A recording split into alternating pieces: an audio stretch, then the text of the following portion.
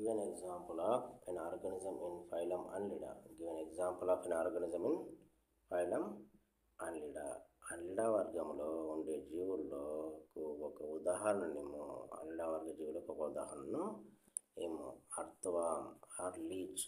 అర్థవామ్ or leech is best example for annelids. Annelida వర్గ జీవులకు ఉదాహరణ ఏంటంటే వానపాము లేదా జలగ.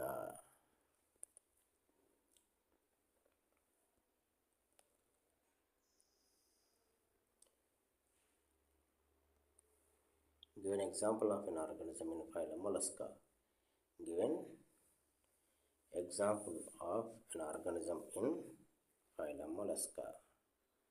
మొలస్కా వర్గంలో జీవులకు ఒక ఉదాహరణ ఏమో మొలస్కా వర్గ జీవులకు ఒక ఉదాహరణను ఏమో snail, clam, octopus. Snail, clam, octopus etcetera. నత్త, క్లామ్, ఆక్టోపస్ ఇవి మొలస్కా జీవులకు ఉదాహరణలు.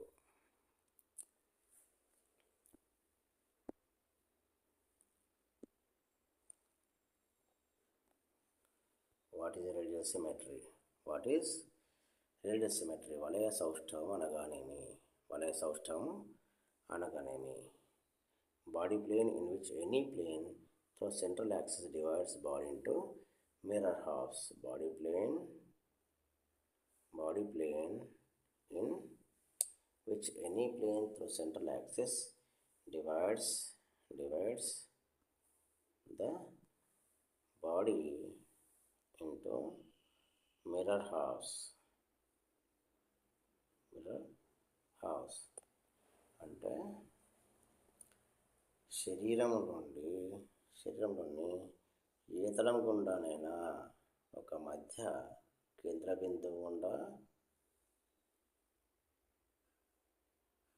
దాన్ని విభజించినప్పుడు రెండు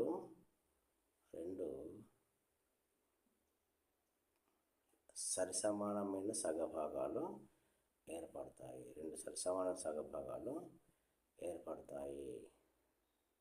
దర్పణ ప్రతిబింబాలు లాంటి సమాన సరిభాగాలు ఏర్పడతాయి. దీన్నే వలయ సౌష్ఠవం అని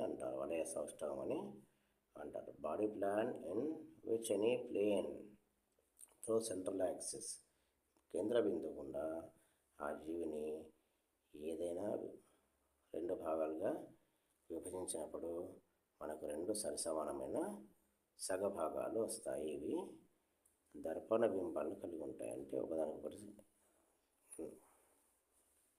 సమానంగా ఏకరీతిగా ఉంటాయి. దీన్ని రేడియల్ సిమెట్రీ వలయ సౌష్ఠవం అని అంటారు.